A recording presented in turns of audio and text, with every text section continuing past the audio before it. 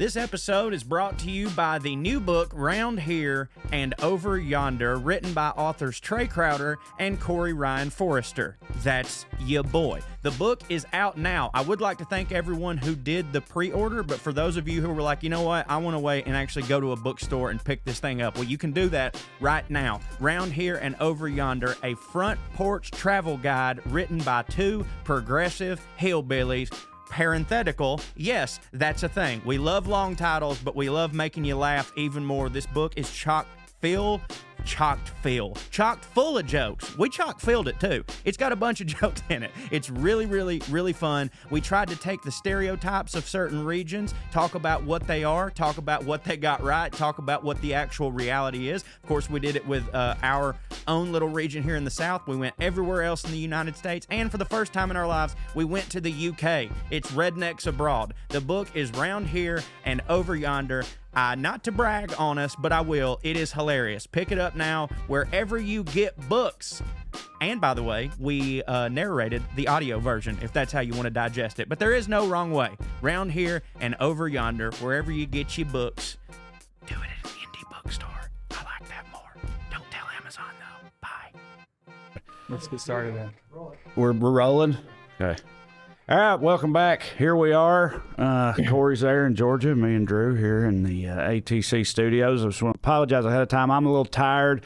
I had to get up real early this morning, fly back from Nashville today, so I'm a little tired. And, you guys, just go easy on me. I know you don't understand. You can sleep as much as you want to, okay? You don't have to get up at 3 in the morning and fly across the country. Like that. Is it hard for you guys to be here? Sleep in anytime you want to. Yeah, I can. I slept with him on my chest this morning, actually, till like 9:30. Yeah. Isn't that the best? Every 3 minutes. It's great. It feels really good, but I can't wait for him to sleep a little better because the first chest nap we took, he was just like really tired. I think it was like right after we got home.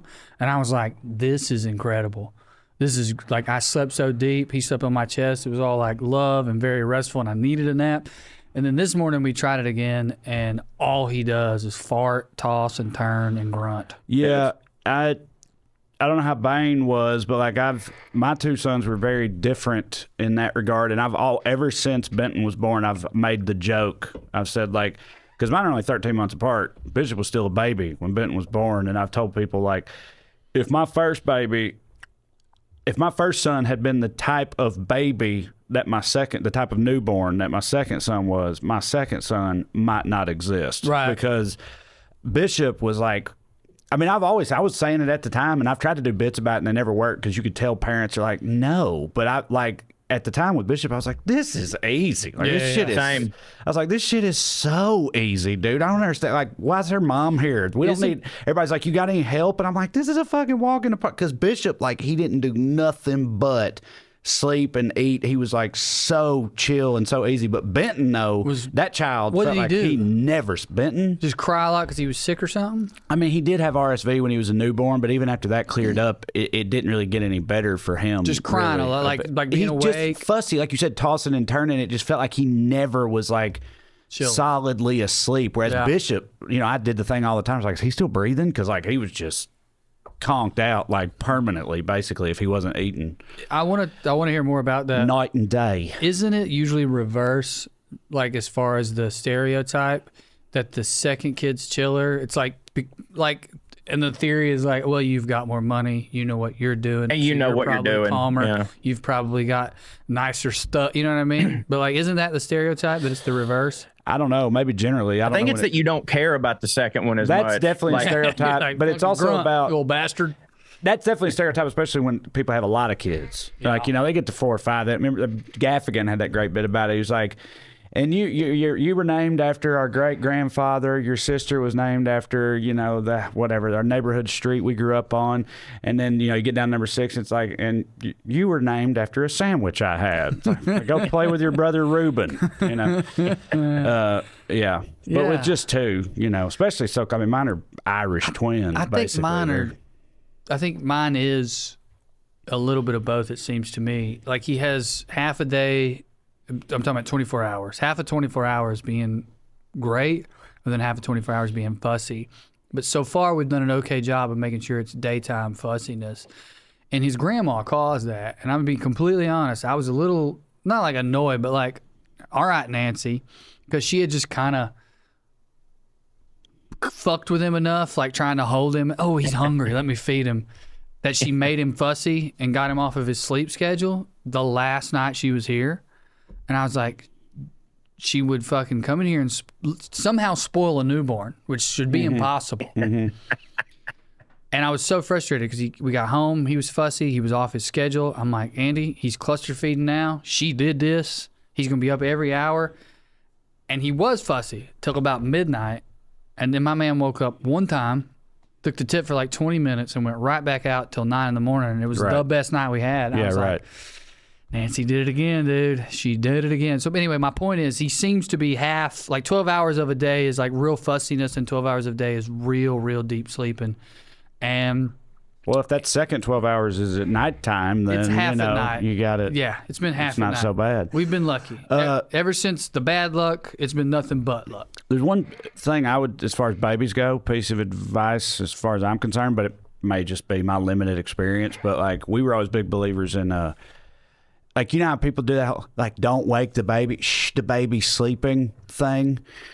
We never really did that, and I felt like it worked out great because We don't either. You train them. People don't realize, I think, like, if you don't do that, if you don't walk on eggshells around them when they're sleeping, when they're tiny, then they'll just be heavier sleepers, and you won't have to worry about that. Whereas, like, Autumn and Thompson, you know, I know they were the other way, or used to be. I hope I'm not putting them on blast. I think they were. Somebody we were close with was, and like, you know, Well, it's not a bad their thing. It kids makes wouldn't, sense. right? But their kids wouldn't. Now they're light wouldn't sleepers. sleep through anything. They're light sleep, yeah, because of that. So I wouldn't do that if I was you. Well, he wakes up if it gets too quiet because he started out That's of the you in him. That's hilarious. Well, Things are too peaceful. There's something wrong. Something don't Well, hit. I get that, but I'm a very light sleeper, actually, because why would you assume noise is good?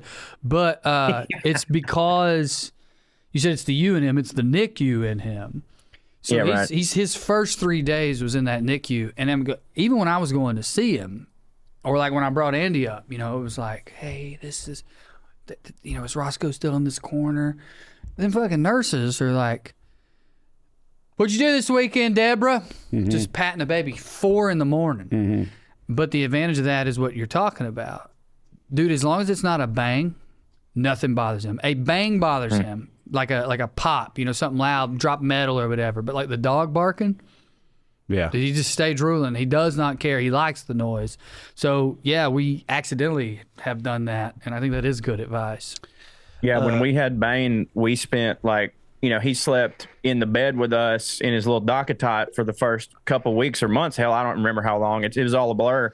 But like, I watched TV at night, and he just slept right through, and I just never stopped. And the first night I was like, Amber was like, don't do that. And I was like, look, if it causes him not to sleep, I won't, but let's just give it a go, you know? And he just didn't. And so now, like, yeah, when he's asleep, like something might wake him up, but he'll just go, huh? Oh, don't hit. And then just go back to sleep. So I too firmly agree with the don't intentionally be quiet, because they'll figure it the fuck out. Our lady, who is, I think, called a post-birth doula, I know it sounds hippie, but it's more like old school. You know, it's like Andy's got that thing going where she's like half in the wind talking about the moon, and then half like, didn't we quit this in 1740? Yeah, right. But that lady hasn't said nothing about noise, but is real big on light. She's like, don't keep lights in his face late into the night. Red lights. Well, you good. know, I bet say, you know, that's what like, we've been doing, the red light thing. I don't know if that started with babies or how long they've been doing that, but you know, that's like this huge movement right now, basically. I got Bro, glasses. people wear the glasses, and they, got two It helps me. I sleep better I've noticed that I sleep better because we've got that red melatonin light. Like it's for real. I mean, red I've light. always when we're like gonna go to bed, and I'll like if I go to the bathroom, I leave the light off. Like even if I go there and, you know, sit down or whatever, and like in case I was like, well, you're sitting there in the dark, it's weird. And I'm like, hey, you can't have lights on when you're about to go to sleep, you know. And I was like, shuts off your melatonin production. She's always just, you know, give me the jerk off motion. But now, you know, I now hate light. Andrew Huberman and people are agreeing with me and whatnot. And those guys are like, Did he make his name up? I've always wondered that. well, I don't know. I might have talked about this on here before, but like, I didn't know anything about him, and I heard him on another podcast, and he, you know, he's like a legit Stanford, scientist, Stanford PhD, very smart guy. I'm sure he knows what he's talking about. But so he's a scientist, smart dude. His name is Huberman, right? And he was telling his backstory, and I know I've told you this, but he starts talking about, he's like, yeah, well, my family's originally from Argentina.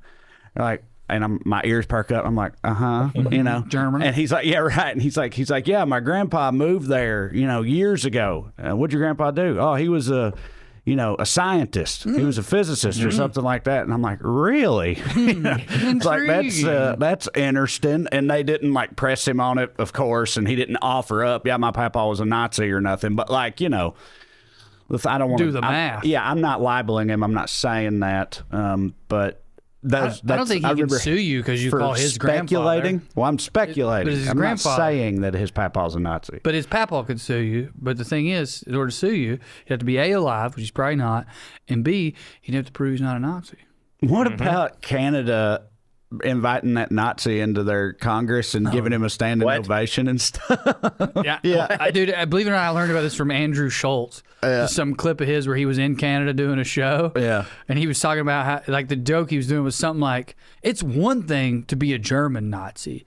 At least there you can be like, well, look, I was born into it. What am I supposed to do? This is my team. But y'all are just like, up here in Canada, no wars. Let's bring this guy over, see what he has to say. Yeah, so I looked into it. Why'd they do this? So, and I might get to this. Was like 2 or 3 weeks ago. I of course learned about it from Smart Mark, but so I may get some of the details wrong as I am wont to do. But they got this like World War II veteran and brought him in because he's from Ukraine, right? He's Ukrainian, and they were like bringing him in there celebrating how he had like fought the Russians in World War II. And immediately, as soon as Mark said that, I was like, did they not know which side the Russians were on in World War II? Like, that's a very basic, like, level of knowledge. Like, yeah, like, and it was the whole Canadian Congress. So anyway, they brought him in to celebrate him, like, hitting real hard at killing Russians or whatever, because that's, you know, the order of the day.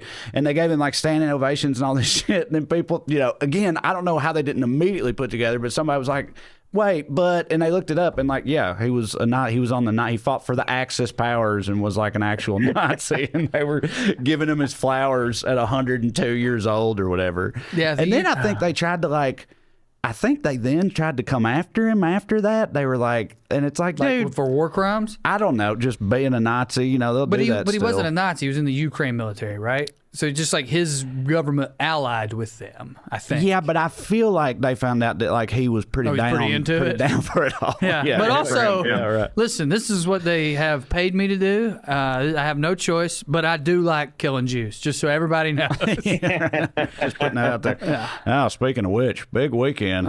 Can we not? Yeah, I know. I don't have to get into all that. I'd rather not. I mean, you brought it up. I would rather not, just because I don't. I've never been. What'd you say? I said he brought it up.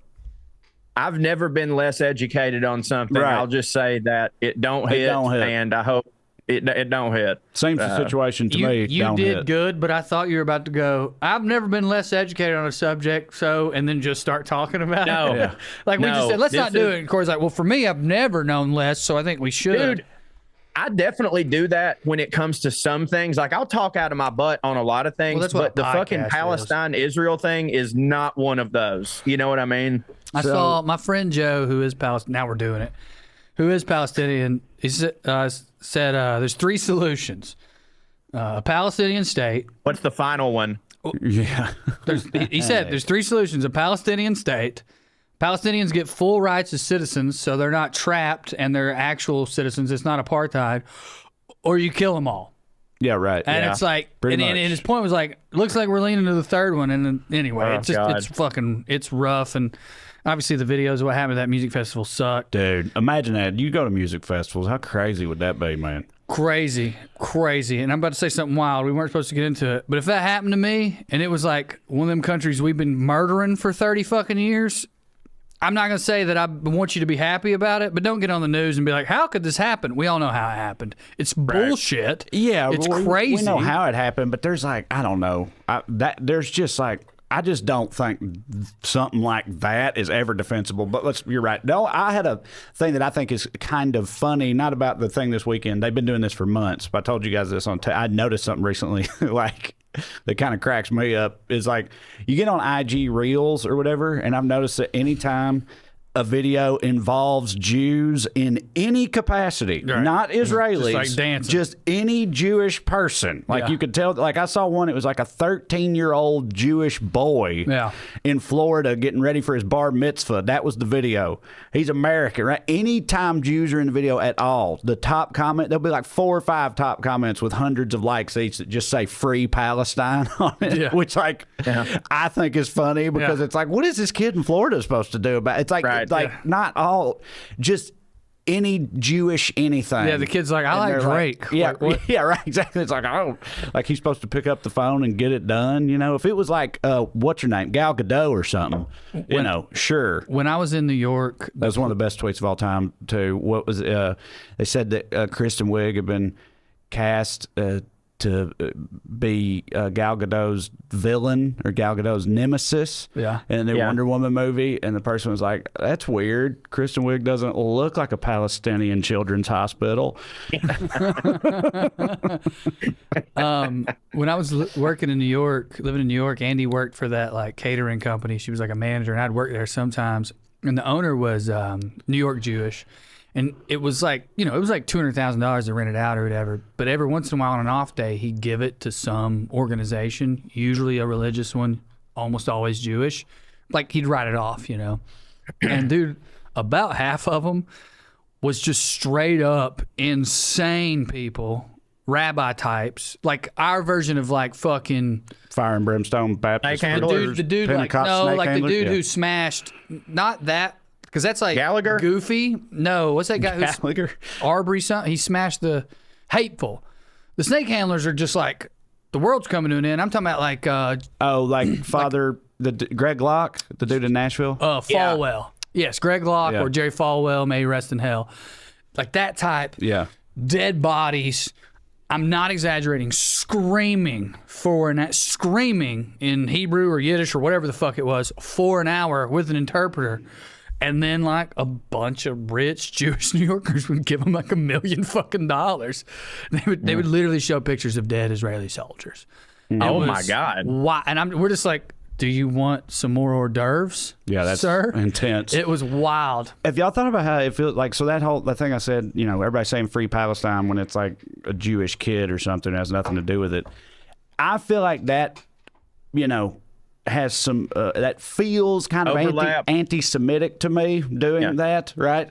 Like just taking just a random Jewish person has nothing to do with it and putting that on them. It feels like that, and that is a very that's the position of the left in this country, right? Free Palestine. Then on the right, their position is Israel hits.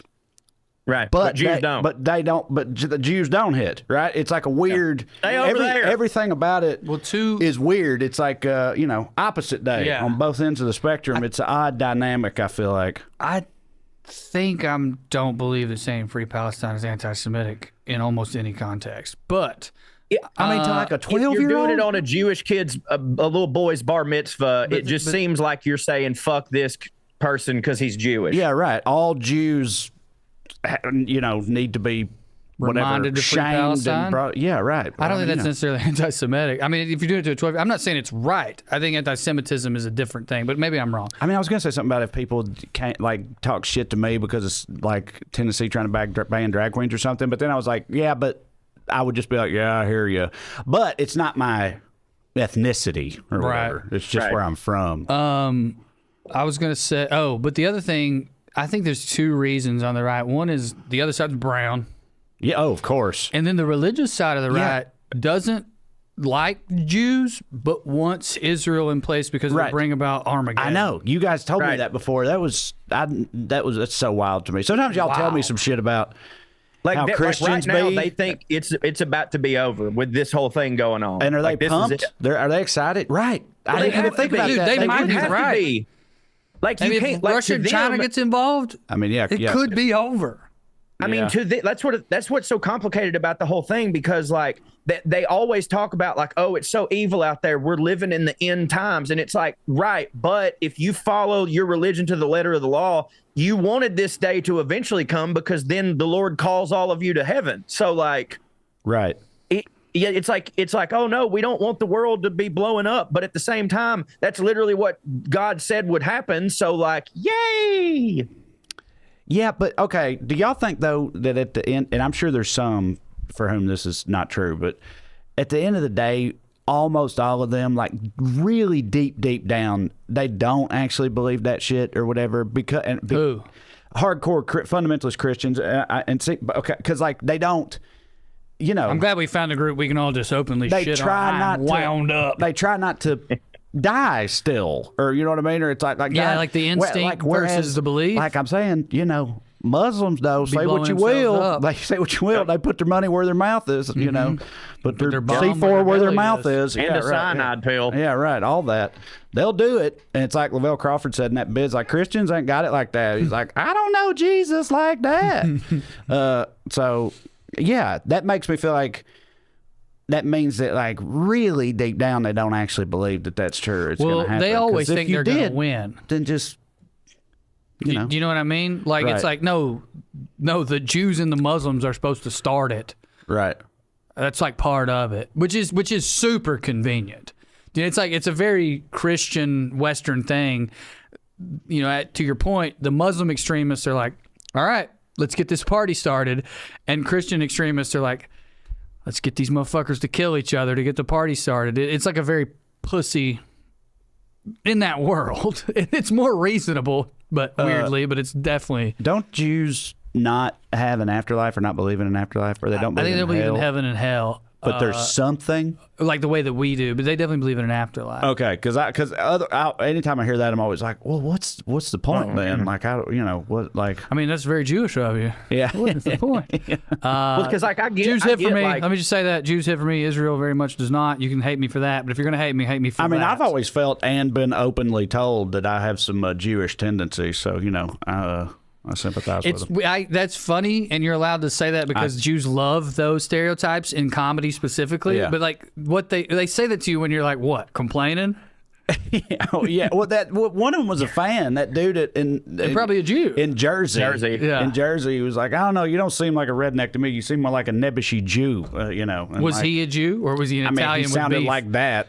So I don't know what that means in Jersey. That whole heaven and hell thing with the Jews has always confused me because, like, obviously, you shouldn't need a heaven or hell to make you not want to do certain things like murder, rape, theft. But like, I'm definitely gonna need consequences if I'm not eating ham and cheese together, or hanging out what I mean? with any dude in a weird hat reading from a book. That's so true, man. It's like because it's always many people have pointed out. We've talked about before, like the Christians who say shit like without the good book, how would you know not to rape your neighbor's wife to death or whatever? And it's like, I don't need a book to know not to do that. That's weird that you do like that. We've talked about that before. Everybody gets that. But the other end of it is also interesting, Cho, that like, but on the upside, like, if you are going to follow the more stringent rules, no jerking off and no shrimp and whatever else, nothing on Fridays. I don't know the rules. I don't know the Bible. But like, you follow those rules, you bet you do want the promise of divine reward. You know what I mean? Like the threat of divine punishment shouldn't be necessary, but the promise of divine reward is 100% necessary if you're going to do all that bullshit that they require. Like no lobster, bruh. Right. Yeah. I'm gonna need to go to heaven for that. Yeah. I think they have an afterlife, and I also know that like they have the same prophecy as Christians. They just don't believe Jesus fulfilled it in terms of a savior. So I also think that perhaps if there is no heaven or hell, they were just Jesus was like a letdown or whatever. Like that's their position on Jesus was like he wasn't the one. He didn't get it done. Bit of a bust. He was like Andrew Luck. Bit of a bust. Yeah, right. Yeah. Kwame Showed Brown. promise, but didn't have the longevity. Didn't stick it out. He's LeBron, not Jordan. Bryson Turner used to have a great joke about Jesus being Babe Ruth. Yeah. And the Red Sox traded him to the Yankees. Oh, that's right. Yeah, I remember that. That's so funny. The Jews gave him to the Christians because they didn't think he was good enough. And then the Jews have been cursed ever since. Yeah, right. It was a really good joke. I'm glad we didn't talk about it, the whole I feel like we pivoted into, You're right, we did. stuff that hits. We shit on Christians too. We were fair. Yeah, we all got hyped when the Christians came out because we all like breathed a sigh of relief of like, all right, well, nobody's gonna be mad at none of our fans are gonna be mad about this next part. So you know who don't hit? American Christian. Right, yeah. So Wheelhouse. all right, so moving on from it to get out of that proverbial and probably literal minefield, Cho, what, like, anything of note happen at the wedding this weekend? Like, did you get up to anything funny come of it? Our guest a couple weeks ago, W. Earl Brown, he just his daughter got married Saturday. I was doing a corporate event in Tennessee, so I couldn't go. Drew has a new baby, but Corey flew in and went to it. So I'm just wondering if anything went down. Nothing bad. Well, but first anything off, funny. Yeah. So first off, it was at Houdini's mansion, which I'm actually going to be talking about this week on Putting on Air. So stay tuned for that. And it was obviously super beautiful. And the greatest thing that happened to me, and I don't know if this would be cool for anybody, but like I was genuinely moved by it and thought like this is such a cool moment. Amber pumped her titties in Houdini's living room. Like we got to go to Harry Houdini's living room to pump her titties. And that moved you to tears? Did you make that milk disappear? Yeah, that moved you to tears? I did make that milk disappear because when we went up there, we forgot to bring our drinks. And I had a mushroom cap that I wanted to take, and I didn't have any drink around me. So I took a sip of her breast milk and watched my fucking mushrooms down. Yeah. Drinking titty milk at a wedding. Yeah, boy. Yeah, no, it was great, man. There was, Anna is younger than us by about 10 years or so. So it was interesting going to a wedding where, like, I haven't been to a lot of weddings recently because most of my friends have already been married, and Amber goes to some, but I don't go with her. And so they were younger, and I got to see, like, how I used to behave at weddings, but seeing it and now as a 35-year-old father, it's like, God damn, how annoying these motherfuckers can be. And there was this one dude, I was sitting there talking to our buddy Shane, the director. Shane, we met with Earl. Yeah. And there was this one dude was, and I don't know his name, and it's whatever. He had too much to drink, but he was becoming a problem. Like he was falling on tables and shit. And he was the type, like ceremony's over. This is after, like later. This is the reception. Okay. He's fucking drunk as shit. And so we're sitting there, and me and Shane are talking about something I don't know. And I'm, I talk with my hands. I'm a very, expressive person. And I get out of my peripheral vision, this fucking drunk blackout dude is sitting there like mimicking me, like making fun of me or whatever.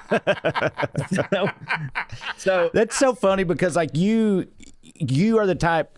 Like you always think something like that either is or is about to happen to you. Like you always I think they're making fun of me over there, and it's like they don't even know we're here. Like, you walk in a room. He was right, and I just got done saying this fucking green room stinks, and Trae will be like, I know, right? And then you'll walk in and be like, me? Y'all talking about me? Do I stink? I don't hit. It's me. Right. But I know I believe you in this case. I'm just saying it's fun. You're like you're a perfect person for that to happen to because like you always think something like that is happening to you or is going to happen to you. But against character, it didn't make me mad because I was mellowed out on a low dose of mushrooms. I decided then to just fuck with him, right? Because he was the type of drunk that you could say anything to him. Like you could convince him of anything. He was blackout drunk.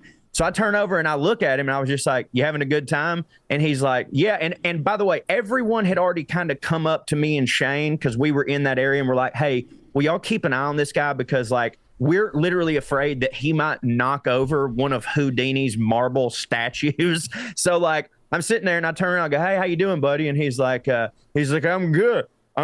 So are you friends with the bride or the groom? Because I don't know who you are. And I go, oh, actually, I'm neither. And I just threw something out there. In no world should this work. But he was so hammered. I go, actually, I'm neither. I'm security. I'm I met Earl back in Kentucky. I'm a federal marshal because I've been watching a lot of Justified. So I just said that. And this motherfucker was like, oh, word? For real? And I was like, yeah, so it's cool. You know what I mean? And I said, you know what? Why don't you go have a water? I think you need a water. And he's like, no, I don't want another fucking drink. And I go, I think it would be best for everybody if you had a water. and I just started staring at him, and that motherfucker went and started chugging water, and he didn't drink the rest of the goddamn night. He went up into the living room to sober up because he thought I was a fucking, and again, no one else on earth would have believed this. I do not look like a federal marshal, but he was so fucking hammered that I scared him. And then me and Shane got to just have our conversation, and it was sweet. Well, you've been a father for a while, but that was the day you became a dad. Yeah, thank you. And dude, it was fun too, because like the mushroom, I was so creative because of the mushrooms or whatever. So like I changed my mannerisms. Like while he was around, I was just like, I was acting as if I was a federal marshal, and it was super fun, worked out. And but other than that, you know, just beautiful ceremony. He was the only one that was like causing any kind of problems. My Uber driver. I want to hear more about these Monique. mannerisms and et cetera. I want to know more. You had the hat on. Did you have the hat on? I had the hat on. I had the hat on. And I had on a hat, a Stetson, yeah, full cowboy Stetson. hat. Talking about you're a marshal. Go on. And I had on blue jeans, boots, and a black jacket and a black T-shirt. So, you know, I looked kind of coppy for sure. Yeah. So I just like to imagine there's someone on a podcast too, because it's LA and it's a entertainer's daughter's wedding, who's telling this exact story, but both of them are involved. This dude was hammered. We was worried he's going to knock over. And then this other guy just started following him around and saying cop shit to him. And his irises were huge. I don't know what. He looked like he was on something. I know that Corey didn't have nearly enough for this, but it would also be funny if that guy doesn't exist. Yeah, no. That guy. You know what I mean? If he no, told the trust story me. later and Earl's like, that didn't happen. We That saw guy- you talking to yourself. Shane was worried about you. Yeah. Yeah, no. When I say I took a He's load over there, dose, like I mean, doing I cop literally stuff in the That's what I wanna corner. know You know about. what I I wanna mean? know about the Like, mannerisms. he's like pulling his jacket back and stuff like that. Corey Just- backed one of those statues into a corner and was like, let me tell you something. like You the need to scene in straighten Kenny up. Look at Powers. me. like the pilot and Kenny Powers when like he's walking through the hall and you hear all the music. Exactly. But then it cuts from everybody else's perspective and he's just like, pew, pew, pew, Yeah, pew, right. pew. Exactly. But no, yeah. It was but it was fun, man. It was beautiful. The Houdini Mansion is great. This is the first weekend that me and Amber have left Bain, and it was an emotional roller coaster. It was one of those things where like I was absolutely miserable, except for when we were at the wedding. It was beautiful, and I was very glad that I came. But like, never have either one of us wanted to get home fucking fast enough, to see the boy. Does hit. Just last week on POA, I asked Joe, it was recently. I asked him, I was like, how people find out you're a comedian, they say, hey, tell me a joke or do that whole thing. And I always, my default response is like, no, I'm not going to do that. Don't work like that, whatever. Every now and then, if I've been drinking or something, it's like, I'll oblige him. I usually just pick a street joke or something. Mm-hmm. And I asked him last week, I was like, you ever do that, ever give in and do that? And it bombs completely, like they give you nothing at all, and how much that don't hit. And I told a story about doing that. That just happened to me again Sunday at Al Gore's house. His house. Well, it's his family's house. Like his main house, I think, is in Nashville. Yeah, a compound, I believe, is what they're called when you're Al Gore. Out where he's from, around Carthage, out there. And but anyway, I did comedy there at the end of the night, but earlier in the night, and I wasn't present for any of this.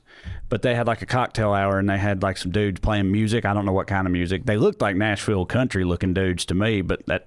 And I mean, I get the choice if it's like, hey, all these people from elsewhere, you're coming to Nashville, we'll have some country music for you. But it also feels weird to have that as background, like a Broadway bar band at the and doing background music for a cocktail hour for like executives. Donk. So I don't know exactly what kind, but those dudes, when they were done, they were all back in like the area where I was hanging out in, like the green room equivalent.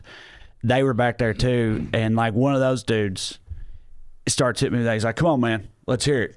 Let me hear a little something. Let me see what you're gonna do for him out there." And I was like, "No, And I don't know if they'd been drinking. He seemed like kind of drunk, but not sloppy drunk, or maybe he was just a douchebag. But he just like kept going, right? And then I said, I was like, all right, well, I'm gonna open by saying that, and I like deadpanned, the thing I was gonna say. I was like, yeah, that's my real accent. It was something like, this shit is like going to Dublin and having a leprechaun dance a jig for you, right? Like that's what you guys are getting tonight, And I know that's not great, but I just wanted him to stop. shut up. But and he did, but he and he didn't say that was terrible, but he just looked at me like, He sounds like a person who lacks self-awareness. Yes. You know what I mean? I wonder if he was a little offended because he was dancing a jig too. You were like, oh, I didn't even think about that. But I mean, fuck him either way. Yeah. I hate that too. I used to do one of my openers, and then the first time it bombed, now I refuse to do anything. You can't make me do it. I tell people, pay me. I start saying that. I'm like, well, you got to pay me. And then they're like, oh, okay. And I'm like, no, you got to pay me. And if they laugh at that, I'll be like, that was my first joke. Now get the fuck away from me. Nice. That's a good one. So you used to was do it just an opening awkward? line? Yeah, you remember I used to say, I'm the son of a Southern Baptist preacher and a Sunday school teacher. Yeah. Imagine next work, that makes me an alcoholic. Right. Well, that's a good, because that's it's the only one-liner I had. Yeah, right. Really.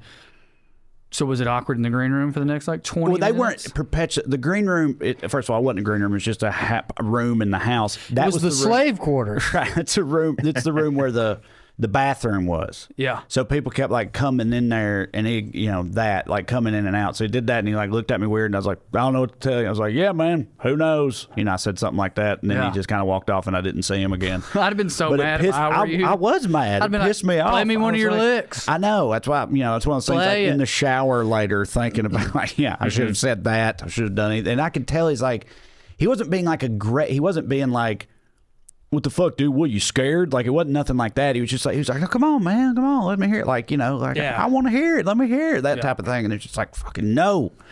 But he just wouldn't stop. So then I did, and it openly didn't hit for him. And of course, also, I'm already convinced that this is going to not go well.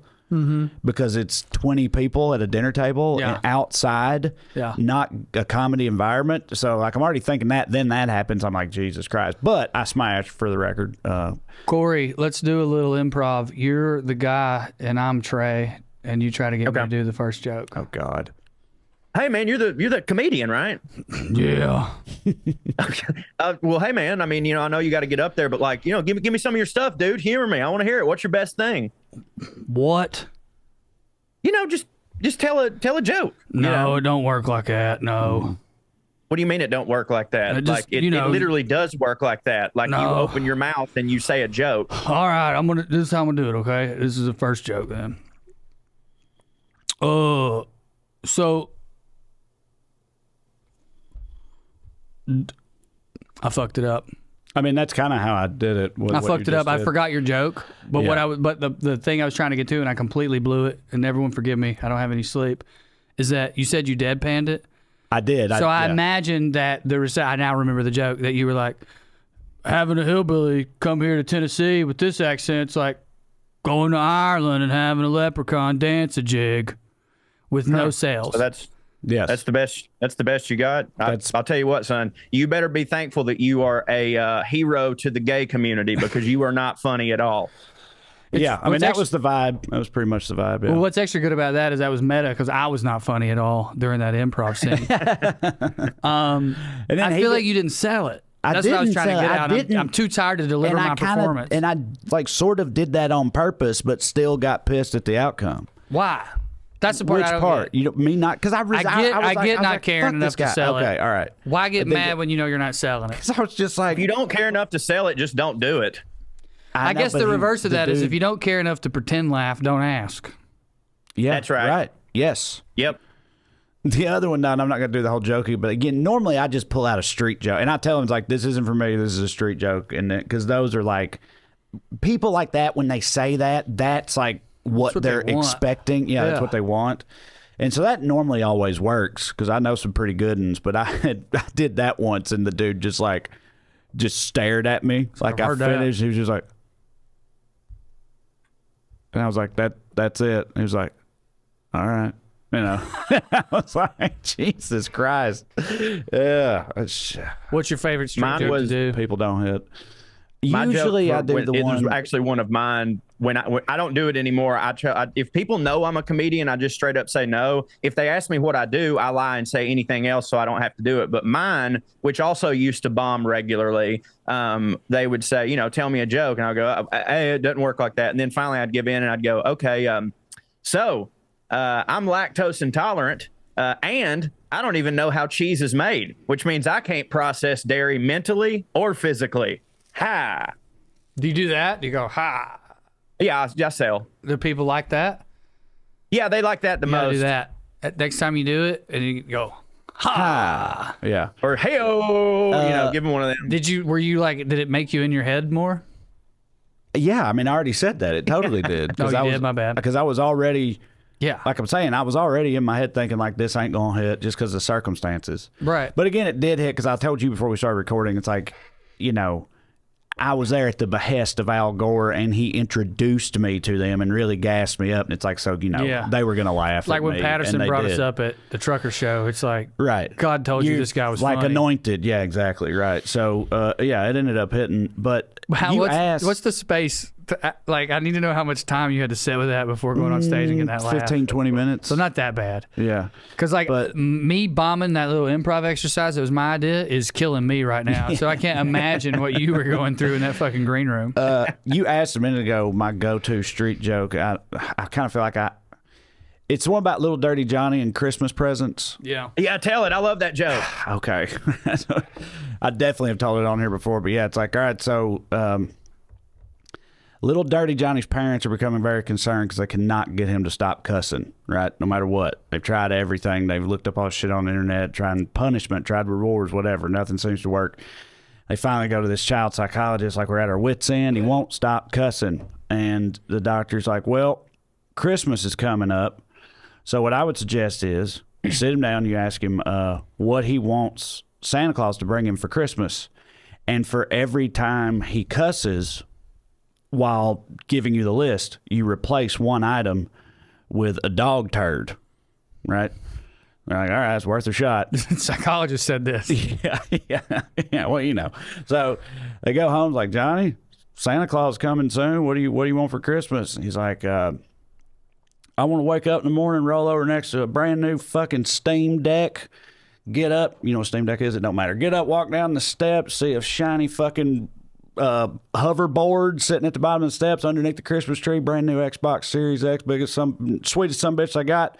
Walk outside, fanciest goddamn bicycle you ever seen, sitting in the driveway. That's what I want from that big fat fuck, right? And they're like, all right, okay. They don't say, they don't let on. They're like, all right, thanks, honey. Christmas morning comes. He wakes up, he rolls over into a dog turd. He walks downstairs, slips on a pile of dog shit, looks over there, there's dog shit underneath the Christmas tree. He opens the door, there's dog shit sitting in the driveway. They come up to him and like, Johnny, honey, so what'd you get for Christmas? He goes, I think I got a goddamn dog, but I can't find the son of a bitch. Hey. Buddy, that used to murder at Salina High School, funny. son. Like that, like the rednecks I went to school with loved that shit. I heard a new one this week that is pretty good. This is a new street joke. What did Cinderella say when she got to the ball? Oh, yeah. Oh, I got a new one. Really hip for me. I think I might have told Trae, but I'll tell you, Drew. What did the octopus say to the bagpipes? This is great. I'd fuck you if you'd take them pajamas off. Yeah, that's good. That's good. Well, I'll do one more now that we're doing this. I told this on POA a while back too, but another one that's one of my go-tos recently because I just love thinking about this one, like the implications of it. So this dude's sitting at his dead-end office job he's got, and suddenly one day he starts hearing this voice in his head, right? And it's like, quit your job, sell the house, quit your job, sell the house. Murder your wife. Right? And he's like, and he ignores it for weeks, but it's every day, and he finally can't anymore. So he quits his job, he sells the house, and then the voice chimes in, take the money, go to Vegas. Take the money, go to Vegas. And he's like, well, I mean, I'm in it now. So he gets a plane, takes all the money from selling his house, hundreds of thousands of dollars, whatever, goes to Vegas. He lands, the voice right on time, comes back in, go to the Bellagio, go to the Bellagio. So he goes to the Bellagio. He goes, go to the third roulette table on the right, third roulette table on the right. He walks over there, and then the voice goes, put it all on 17 red. Put it all on 17 red. So he takes every bit of it and puts it on 17 red. The dealer drops the ball in there. It goes around. Finally comes to a stop on 22 black. And the voice goes, fuck.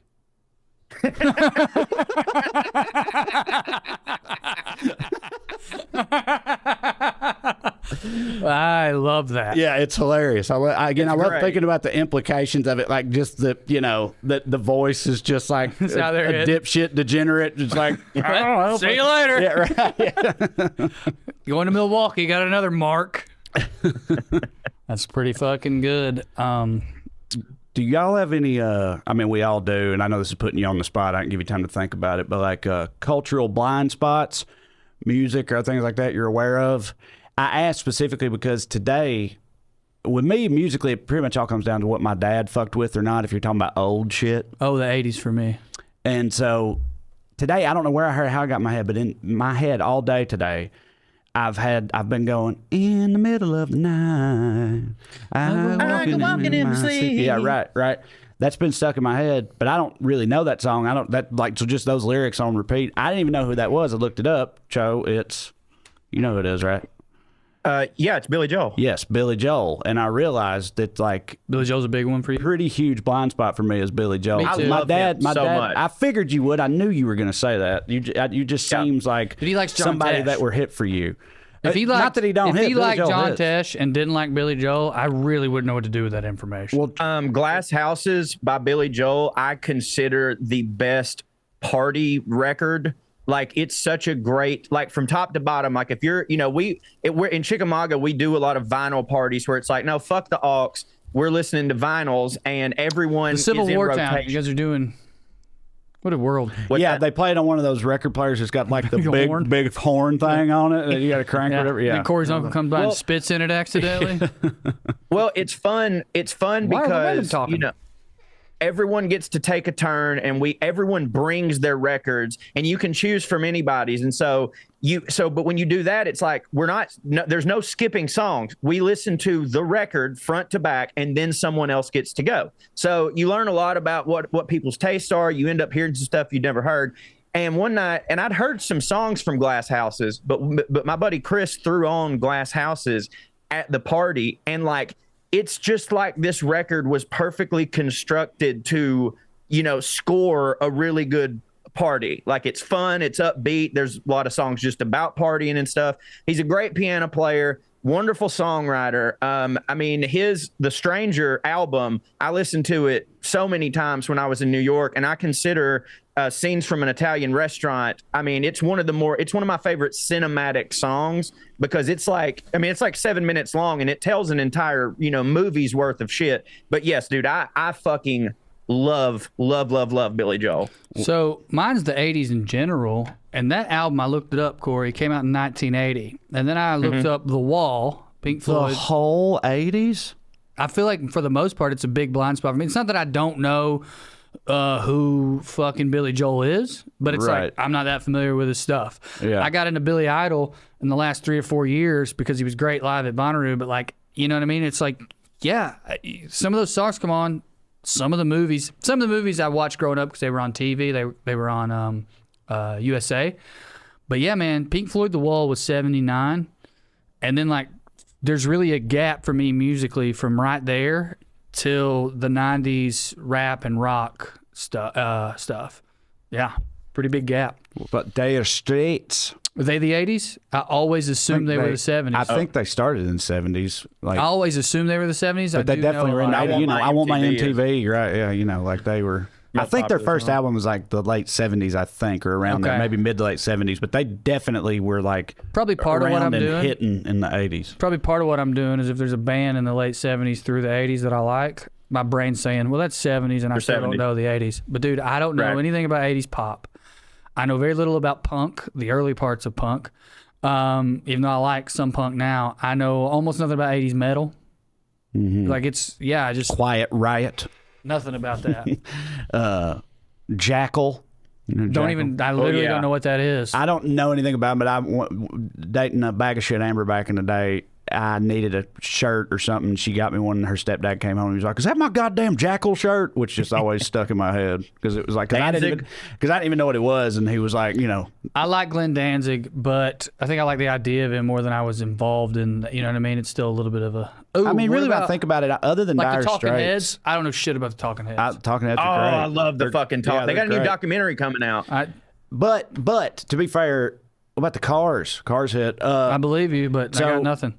Adam Ferrara had a joke about the Cars that I remember. Other than Dire Straits, honestly, and I'm not like deep into their catalog, but I do fuck with like their lesser known shit. And Making Movies, that whole album I fuck with. And, but other than them, really, honestly, I mostly just know like the big songs from most of those bands that were around in that time. I don't like Def Leppard.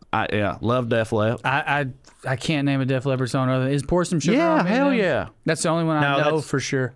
What? It's not Wait, even yeah, them? it is. Yeah, it's absolutely Def Leppard. I know they got a one-arm drummer. Yes, what has Dude, 9 arms and speaking of- sucks? Def Leppard. Did y'all see that clip I don't agree with that, but did y'all see that joke. clip I showed the other day of the lead singer of Warrant talking about cherry pie? yes.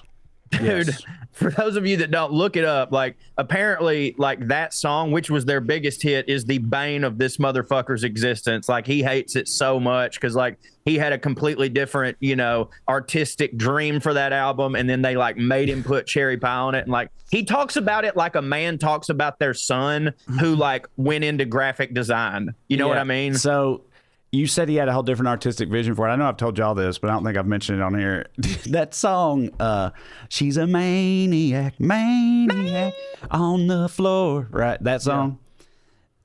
First of all, That's Michael Cimbello. Michael Cimbello. Yep. If you don't know, very if you're just listening and you don't know what Michael Cimbello like looks like or anything, you should look it up. There's a great live version of that song on YouTube. There is so much 80s shit going on in this video. It's unreal, dude. Like, I can't even describe it. It's like truly something to behold. But he looks like a lumberjack, right? Yeah, but like or plumber. but like a sassy, cokey 80s lumberjack. Like a gay lumberjack? A gay lumberjack. But that's redundant, isn't it? A gumberjack? Yeah. That's redundant. That's funny. isn't it? Are lumberjacks gay? Aren't they? Wasn't that a thing? And I'm not saying they actually. Like but they're up there in the forest fucking each other's butts? Like, just they say the Navy's gay. Like I prison. think lumberjacks was another one that they makes sense. said we're all gay. I believe you're But I just don't- thinking about the Village People. Yeah, well, either way, they get Miners that from somewhere. in Africa. There was a whole study on that. That dude, Michael Cimbello, Okay. his original vision for Maniac, the song's called Maniac. It was, the lyrics were like, "He's a maniac, that's for sure. He'll kill you and nail your cat to the door." They were all like violent murder lyrics. And he brought it in and they were like, "Well, we love it, but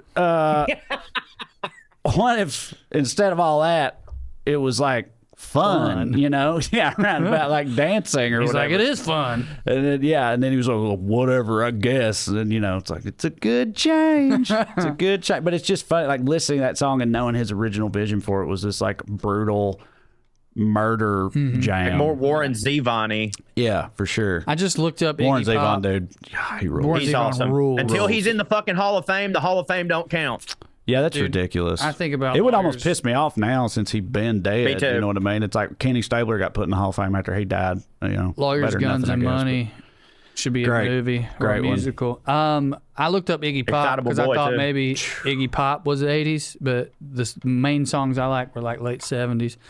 It's just, and it's every time I'm like, oh, I like this from the 80s. Sometimes there's like some Bowie, but it's like I always associate him with the 70s. Bro, what about, and I'm not saying I'm like a huge fan or nothing, but like as far as hitting in the 80s, fucking Kenny Loggins, right? Right. Bro, he I know had, his like, shit, but I know Huge he's fan. good. He had like 5 or 6 songs in a row that were for movies where the movie was huge, the song was huge. Yeah. He was like the guy for, he did like all the like Footloose and Danger Caddyshack. Zone and right. Like and they were all like year after year too, like through the whole 80s. He was just Top Gun. absolutely smashing. Yeah, Kenny Loggins. That's definitely a big. I know him from movies, and that's the only reason. It's just My, 80s music, bro. I don't know.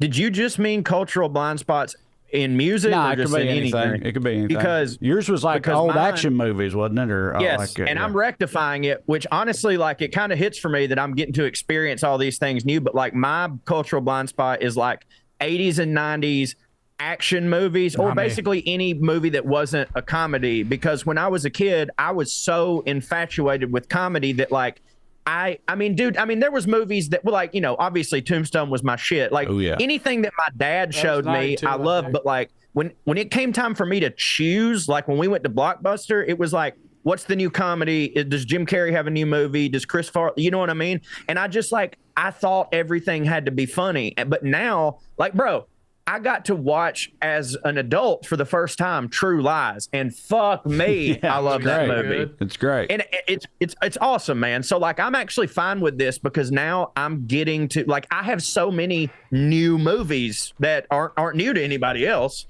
Dude, my move was to do action films because I thought it was the best way to sneak titties into my house. That's a good, that makes sense. Get Yeah, the sex scenes. titties, man, used to be so much more gratuitous. You just had to have some titties in a movie where it didn't hit, Well, they were more gratuitous in the movie because they were less gratuitous in life. Like there's now there's too many titties. Like it doesn't even change your film. Like I think in Demolition Man, Sly Stallone goes to use a camera phone. First of all, like that's why we just got FaceTime now. I watched that for the first time the other day. That was this big futuristic thing. It's a phone where you can see them. Yeah. So he goes and he's a caveman from the 90s or whatever. He don't know this stuff. He's been frozen the whole time. So he's trying to figure out how to use his phone, and he accidentally calls a woman whose titties are out. Yeah. And she answers the phone. She answers the camera phone, and then she's like, their titties out. And then he's just like, sorry. And it hit. And then he calls who he meant to call. But they just do shit like that all the time. Remember Commando, Arnold Schwarzenegger movie. He just busts through a wall like you do, and there's titties there, and then he keeps going, busts through the next wall or whatever. I wanted to say about Arnold. Okay. Titties have to make sense now, but back then they didn't have to make sense. Y'all know in the South, like surely y'all met rednecks and stuff who pronounce Arnold Schwarzenegger's name with the N word instead.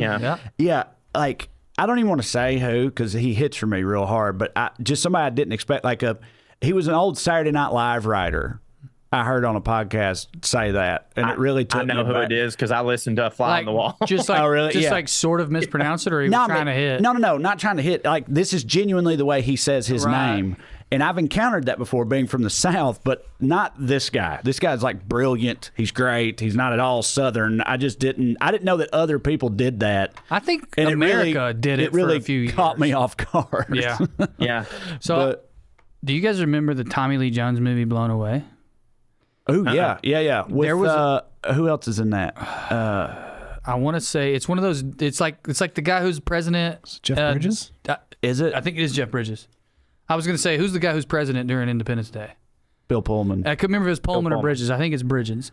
There was another movie out around the same time. I have no idea how this is possible legally. Called Blown Away, starring Alicia Silverstone. About blowjobs. Oh. It was also about bombs, but it was basically Skinamax style. Like there were like 5 sex scenes in it. There was titties. With Alicia Silverstone? Yeah. Dude, Ooh. I rented that so many times because my parents thought that I was getting the Tommy Lee Jones masterpiece. Like I had, like my mom and dad were like, this kid loves Tommy Lee Jones. My dad was like, hell yeah, he does. Under Siege, titties pop out of a cake. Yes, they do. There were so many titties in the bootleg Blown Away. How is that legal? They came out within like a year or two of each other. I mean, speaking of titties, I don't know. I rewatched. I found out the other day that Amber had never seen Starship Troopers. Oh God, dude. So I got, and I hadn't seen it in a long time. So many titties. When I was a kid, I loved that movie, but I didn't know how brilliant it is. I didn't know why. So good. Yes, dude. Paul Verhoeven is brilliant. like that, dude. Like Paul. I don't think people did not. I know his movies hit back then, but like I don't think people appreciated him for what he was at the time. Like, ahead of his time, dude. That dude is a masterclass satirist and a genuinely subversive genius, as far as I'm concerned. But so Starship many Troopers is better every time I watch it, dude. It's great, and there's so many movie. titties. So many. I had forgotten because I think when I was a kid, we would watch the version that came on TV, you know. But yeah, like everybody, men and women, are all showering together. There's a bunch of titties, and like, you know, it's famous for being like the best B movie ever or whatever. But let me tell you something that I noticed. I'm not kidding.